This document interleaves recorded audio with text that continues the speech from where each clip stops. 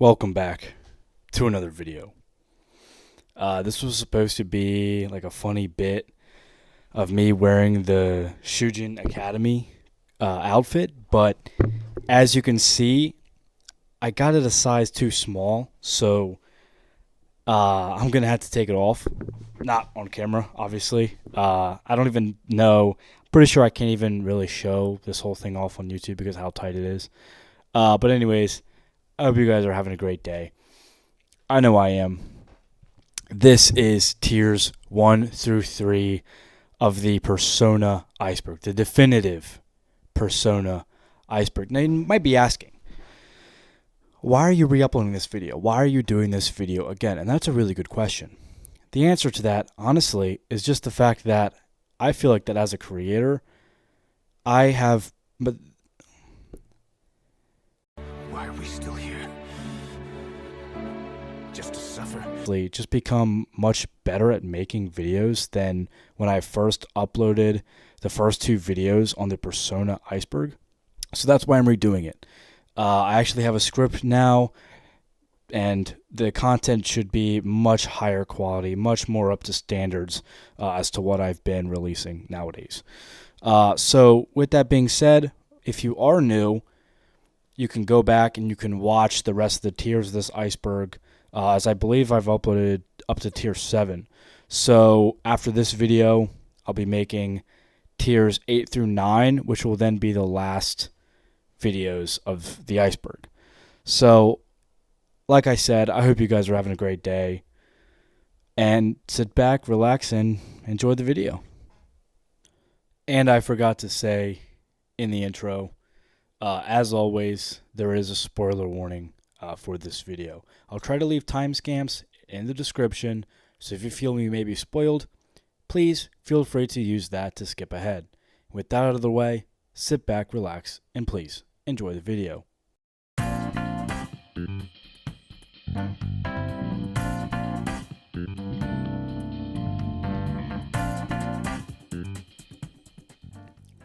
For the first entry in the iceberg, we have Persona 5 on the Switch. Lots of people's first introduction to Persona series was in fact through Persona 5 on the Switch. It was released October 21st, 2022 on not only the Switch, but the PlayStation 5 and Xbox One also. This release was highly anticipated since Joker was first revealed to be the first DLC character in the latest Smash Bros. Game nearly 3 years prior. Before this, Persona was a much more niche franchise than it is now, having sold 39 million units worldwide, and it's estimated to have grossed more than $2 billion. It's likely without Joker being revealed in Smash, and the subsequent release on next-gen consoles, Persona would not be where it is now, especially for the Western audience.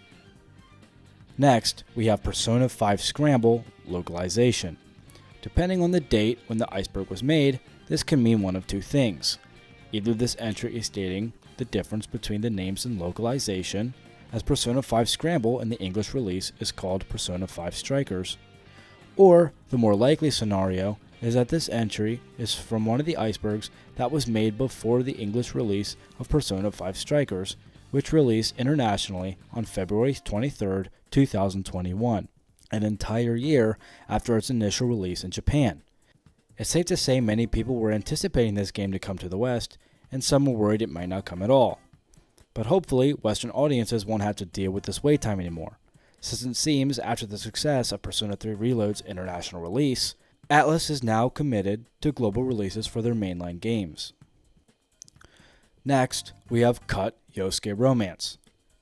Those that have played Persona 4 might be surprised to find out Yosuke was originally supposed to be a romanceable option in the game. The exact reasons as to why this decision was made is unknown, aside from rumors stating that playtesters just didn't enjoy it.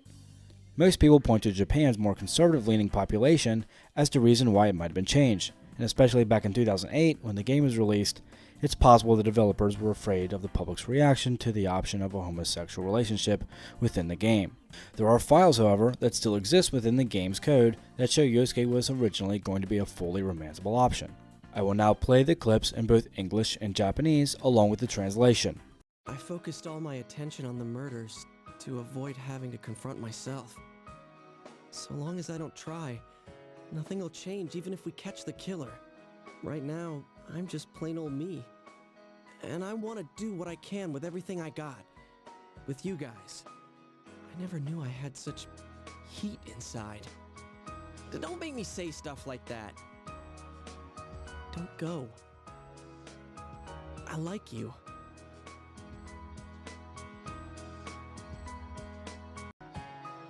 I 初めて知ったよ。俺の中にさ、こんななんか熱いのがあるなんて。言わせんなよ。行くなよ。俺、お前が好きだ。Notice that when Yosuke says, I like you in Japanese, he is specifically using the word like in the romantic context. It's interesting to think about how the game series would have been if developers decided to keep this in the game, since one of the greatest gripes fans have about the Persona series is its lack of same-sex options when it comes to romance. This also would explain why Yosuke seems to exhibit homophobic behavior himself, as this kind of behavior is very common for those that are closeted homosexuals. Next, we have Persona 3 HD Remake. Obviously, this entry was added to the Iceberg before the reveal of Persona 3 Reloaded, which was revealed on June 11, 2023, and released almost a year later on February 2, 2024. And if you haven't played it yet, what are you doing? Go play it. Now. Protagonist name discrepancies. Officially, the protagonists of the Persona games all have canon names aside from whatever you decide to name them, and they are as follows: Naoya Todo from Persona 1, Tatsuya Tsuyu from Persona 2, Makoto Yuki and Kotone Shiomi are the male and female protagonists from Persona 3 respectively, Yu Narakami from Persona 4, and Ren Amamiya from Persona 5. Where this gets confusing is that sometimes the characters are given different names in the manga or in other sources that get people confused. Next, we have Persona 5 trips around the world. Believe it or not, Persona 5 was originally going to be a very different kind of game. In a 4Games interview with Persona 5 director Katsuya Hashino, it was revealed that the game was originally going to be about a trip around the world that would feature themes of self-discovery. Apparently, this all changed when the 2011 Tohoku earthquake hit Japan. That made Hashino want to return to his home country for the next Persona game instead of focusing on other countries. It's possible some of those initial ideas still made their way into Persona 5. For example, the vacation to Hawaii, or Futaba's palace being based in Egypt. It's also possible this idea will be revisited in a future Persona game as well. Persona 3 and 4 cameos in Persona 5. This is in reference to several Persona 3 and Persona 4 references made in Persona 5. For example, did you know that you can find a Rise poster in the underground walkway at Shibuya Station? Or how about when negotiating with a pyrojack in Kamoshida's palace that mentions apathy syndrome for Persona 3? And there's a lot more than that. So if that's something that interests you, I'll leave a link to the Reddit thread down below. Next, we have Persona 4 Steam leak. On June 9th, 2020, Steam database accidentally leaked that Persona 4 Golden was coming to Steam. And this was a big deal for the community, as it was argued whether Persona would ever come to PC or not for a long time. He has a gun.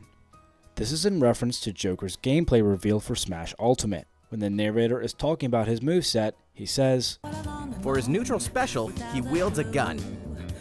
This became a huge meme at the time, having a character like Joker being able to shoot other characters in a game like Smash Bros. Is just super funny for some reason. And a lot of people made memes around Kirby stealing Joker's neutral special as well. Port beggars. This is in reference to the fact that many people begged for Persona 5 to be released on the Switch and next-gen consoles, even going as far as to harass developers on Twitter. And while I don't condone harassment in any way, I feel like to have that many people beg for your game to be released on their console so that they can play it is a pretty good problem to have. And that does it for the first tier. Overall, everything on the first tier is basic information regarding the Persona series.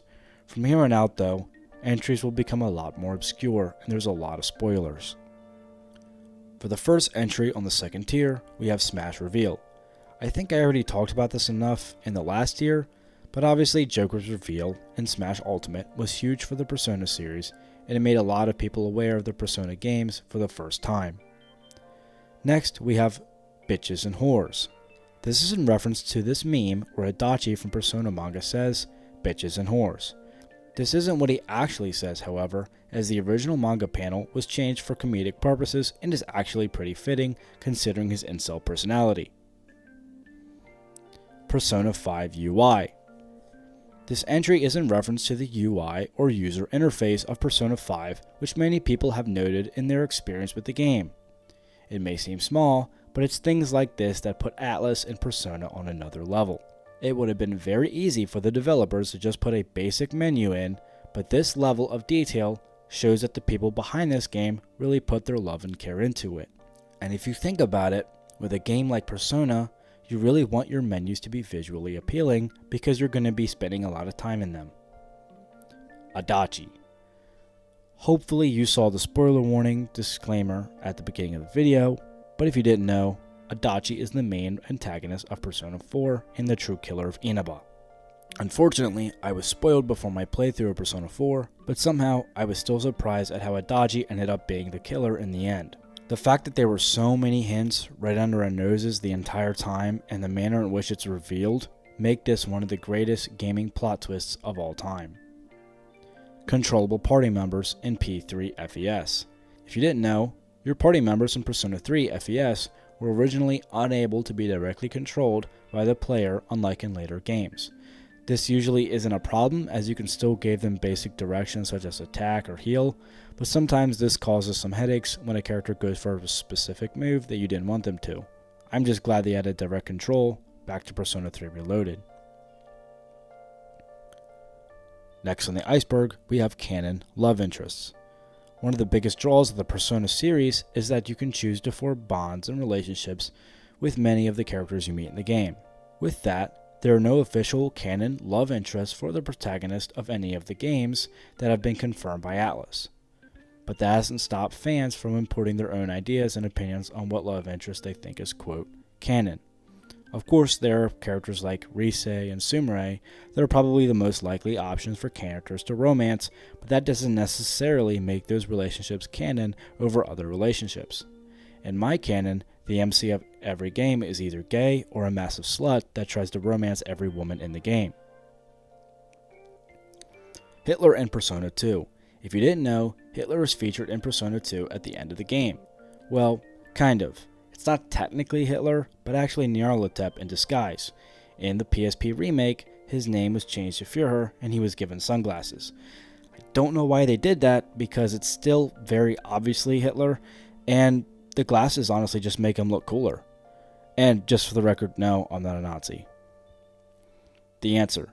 The answer is the campaign that takes place after the events of Persona 3, featuring Aigis as the lead character. This was later repackaged as DLC for Persona 3 Reloaded, which made a lot of people upset. Igor is Nyarlathotep. At the end of Persona 5, it's revealed that Igor was actually possessed by Nyarlathotep the entire time. This was hinted at multiple times throughout the game. For example, Igor's voice being drastically different compared to previous entries, referring to the Velvet Room as his Velvet Room, and other changes in his personality, as well as the fact that this is the only Velvet Room that isn't constantly moving like Persona 3's Elevator Room and Persona 4's Limousine Velvet Room. Hifumi Phantom Thief. Did you know? The star confidant of Persona 5, Hifumi Toga, was originally supposed to be a member of the Phantom Thieves? Well, kind of. It's a little confusing, so I'll drop a link to the Reddit thread in the description, but basically, Hifumi's original design was meant to be used for one of the Phantom Thieves when developers wanted to have the team consist of two strategists, one being Makoto and the other being this other character. Once the devs decided to only have one strategist in Makoto, the design for this character was changed and regulated to being a confidant. Next is Persona 3 calendar in Persona 4. If you don't know, the Persona 4 protagonist keeps a Persona 3 calendar up in his room. I really like these little references and nods that developers leave in their games that you don't have to waste hours digging for. Homophobic scene removed. In the original Japanese release of Persona 5, a number of scenes were altered when the game was translated to English, and then additional scenes were changed to Persona 5 Royale.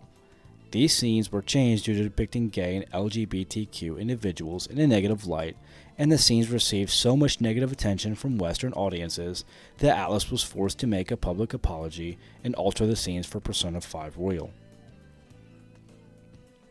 P1 Localization.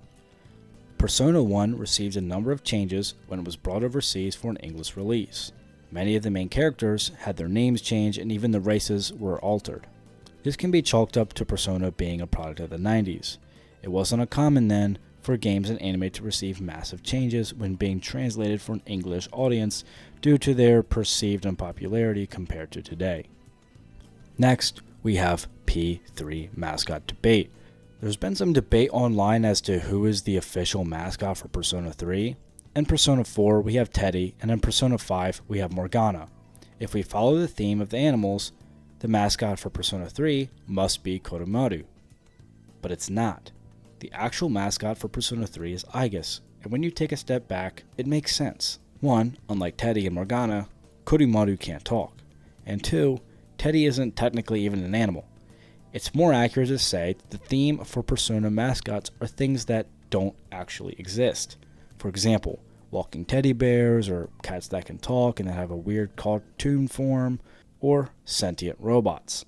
Koromaru, on the other hand, is just a dog that can't even talk.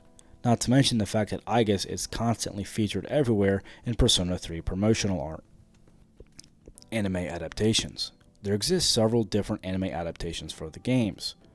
4 of them being movie adaptations of Persona 3, 2 of them being for Persona 4, 1 for the base game and 1 for the Golden, 1 Persona 5 anime that is universally disliked for reasons I'll get into another time, and Persona Trinity Soul, which takes place 10 years after the events of Persona 3 and is weird even by Persona standards. And lastly, for the last entry of the second tier, we have P4 Controversies. I've already talked about a number of the controversies that surround Persona 4, one being Yosuke's cut romance option. Some people think Rise and Teddy are annoying, and yeah, I get that. There's a lot more to unpack, so I'll leave a link to the Reddit thread down below. Overall, I was very surprised to see that so many people have such strong emotions against Persona 4, as I myself loved it and still consider it my favorite Persona game. But I guess it makes sense. I wouldn't take offense with anything in the game, seeing as how I'm a straight white guy and Persona 4 is, well, just a game. And with that, we're on to the third tier of the iceberg with Go to Sleep. Go to Sleep is in reference to Morgana constantly telling the MC to go to sleep in Persona 5, and many people thought it was annoying, so it became a huge meme. Then we have canon names. If you didn't know, each main character in Persona has their own official canon names, except for the first one, but we don't talk about that. The MCs for Persona 2 are Tatsuya Tsuyu and Maya Amano, Makoto Yuki and Kotono Shiomi for Persona 3, Yuno Rakami for Persona 4, and in Persona 5 we have Ran Amamiya. The problem with this is that sometimes their name is different in the manga or from other sources. In the manga, the male P3 protagonist is Minato Anasudo, and in the play, his name is Sakuya Shiomi. In the Persona 4 manga, Yu's name changes to Soji Seta, and Ran Amamiya becomes Akira Kurusu in the Persona 5 manga. As if this series wasn't already confusing enough. Next, we have Pancakes. This is in reference to the fact that Akechi basically exposes himself as a Persona user extremely early into Persona 5. This is because when he runs into the gang, he overhears someone talking about pancakes. The only thing is that the person who was talking about pancakes was actually Morgana, and the only people who can hear Morgana are Persona users. So this was a very subtle way of Atlus hinting at the true identity of Akechi very early in the game, and we all missed it.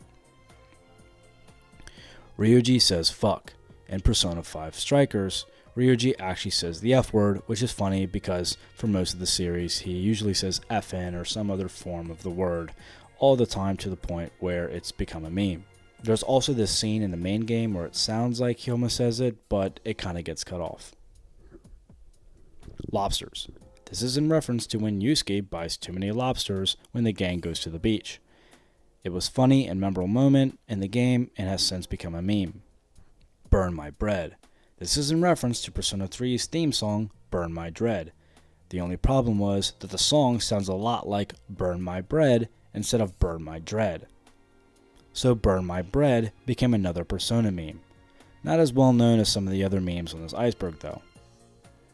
Next, we have Kotaku report it. I believe this is in reference to a Kotaku article ripping on Persona 5 for one of its tracks that has a word that sounds like the slur used for mental disabilities. Obviously, the song doesn't actually say it, it just sounds like it does. Which is funny because both this one and the last entry were both about misinterpreted music in Persona franchise. Anyways, that's not the first time Kotaku has done something like that, as they've done this kind of stuff before with Persona and other game franchises before as well. Unfortunately, this kind of behavior has ruined Kotaku's reputation, and most people don't consider it to be a reputable source anymore. Persona is a spin-off, and Persona 1 and 2 Forgotten. I don't remember if these were two different entries, but they're close enough to each other that I can kind of tackle them both at the same time. It's surprising to me that most people don't know that the Persona series actually started out as a spin-off of the Shin Megami Tensei series. In fact, it wasn't until Persona 5 that Shin Megami Tensei was removed from the title of the Persona games. In Persona 1 and 2, this was a lot more evident, however, as those games even feature characters from SMT If. As the Persona series has gotten more popular, it seems Atlus has done more and more to sever Persona's ties with the rest of the SMT series. And I can't exactly blame them, as Persona has become the bigger of the two IPs. And you don't want new players to be confused about the difference between Persona and other SMT games. Unfortunately, however, this has resulted in the practical abandonment of Persona 1 and 2, although in Persona 1's case, that might be better left off forgotten. Next, we have Chad Yu. This is in reference to the protagonist of Persona 4, Yu Narukami, being an absolute Chad compared to the other MCs. The MCs are all usually pretty badass, but Yu is the definition of built different. Parents. This entry is in reference to the fact that parents are pretty wild in Persona. Like in Persona 3, your parents died, so okay, that makes sense. But in Persona 4, no one really knows what's going on with your parents. And in Persona 5, your parents kind of just get rid of you. Okay, well, that's not entirely true. Some people are of the impression that Joker's parents must be pretty shitty because they never contact you once during the whole game and they don't seem to really care about your well-being at all. But there is a lore-accurate reason for this. Basically, the reason you start going to Shujin Academy is because Shido pulled some strings and got you blacklisted from every other school in the country. But where it gets really crazy is the fact that you're not even related to Sojiro. A lot of people assume he's like your uncle or something, but this isn't the case, and he doesn't even actually know your parents. Basically, your parents are friends with one of his regulars, which is honestly just batshit insane. Maybe your parents are neglectful, because while I don't have children, there's no way I could fly my son out across country to some guy who's an acquaintance of an acquaintance at best. Luckily, Sojiro ended up being pretty cool and didn't pull any Diddy shit, because Persona 5 would have been a very different game. Next, we have Dorkun, which is in reference to the ending of Persona 3 The Answer, where it's revealed that the main protagonist of the game became a door to seal off Nyx. And apparently, this was really funny to people, so it became a meme. Next, we have Persona 3 and 5 Dancing, or canon. Believe it or not, Atlus has an interesting way of determining what is canon to Persona and what isn't. I don't know what that criterion is, but Atlus has confirmed that the two Persona dancing games are indeed canon. But I would also like to argue what is considered canon, because Persona 5 and 3 Dancing supposedly take place in the dreams of the two MCs of the games. So my question is, does that make the games canon? Because it technically didn't happen, right? Saving Shinjiro. Did you know that in original Persona 3 you could actually save Shinjiro? In order to do this, you have to choose the female MC and fully max out your social link with Shinjiro before October 4th. And when Takaya shoots him, Shinjiro would actually survive due to the bullet hitting the pocket watch you gave him. This doesn't mean you could still play with him, however, as instead of dying, he falls into a coma which effectively writes him out of the game. Until the very end of the story, when he comes back and the two of you can spend some time together. It makes sense why so many people were upset that Kotone wouldn't be a playable character in Persona 3 Reloaded, as Shinjiro was a fan favorite character. P6 Unused. This is in reference to the fact that within the files of Persona 5, there exist the files of an unused persona named P6 Unused. And so, understandably, many people thought that this was some kind of hint to a persona that was going to be featured in Persona 6. But when you take a step back, you see how ridiculous that actually is. After all, what are the chances that Atlus started developing Persona 6 personas in the code for Persona 5 before the game was even out? A more likely answer was that this was just a simple typo, as the files around Unused P6 are all titled Unused P5. Next, we have female main character canon. I guess Atlus has confirmed that Kotone is canon, and again, that's fine, I don't have a problem with that. But it seems Atlus has a pretty loose definition of what canon actually is, because this is another example of Atlus saying something is canon, but it's like alternate universe canon. So take that as you will, I guess. Kurimaru is Hachiko. If you didn't know, Kurimaru's character is based heavily on the real life story of Hachiko. If that sounds interesting to you, I actually made a YouTube short that'll explain it. I'll leave it in the description and I highly recommend checking it out. Persona 2 E2 Localization. I think this is in reference to Persona 2 Eternal Punishment, which has never had a proper release outside of Japan, aside from fan translations. Apparently no one really knows why, and the only thing I could find was that it was due to unusual circumstances, which isn't much better. There is a theory, however, that states the reason it wasn't localized is due to its inclusion of famous author H.P. Lovecraft's copyrighted material, as there is a number of other games in the SMT series that feature elements of Lovecraft's work that never saw localization. Next is Accomplice ending. If you don't know, there's a secret ending in Persona 4 that allows you to side with Adachi at the end of the game after finding out he's the true killer. This ending seems pretty divisive in the community, as there are those who hate it and those that love it. Honestly, I like it. Even if it does go against everything the Persona series stands for, it's just cool that Atlus gave us the option to do it, and most people probably wouldn't even find it until their second playthrough. SMT If and Devil Summoner Canon. I talk more about this later on in the Iceberg, so if you want to know more, I highly recommend you check this video out. But if you don't know, the SMT If series and the Devil Summoner games are both considered canon. Jack Frost Mascot. If you didn't know, Jack Frost is actually the mascot of Atlus, and that's why he shows up everywhere in their games, kind of like Pikachu for Pokemon. And lastly, we have Devil Survivor 2 Stole Social Links.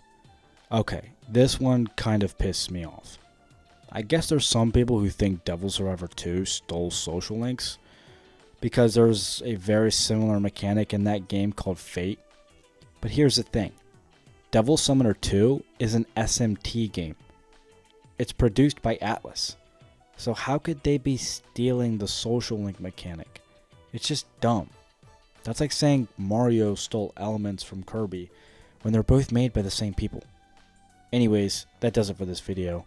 I hope you all enjoyed it. This should be a bit longer than my other videos, and I hate to say it, but I will be kind of glad when it's all said and done. Not that I don't like making these videos, I just like to move on to other kinds of content. With that being said, we still have 2 more tiers to go, so if that interests you, I highly recommend subscribing and watching the rest of the videos I've done on this Iceberg in preparation for that one.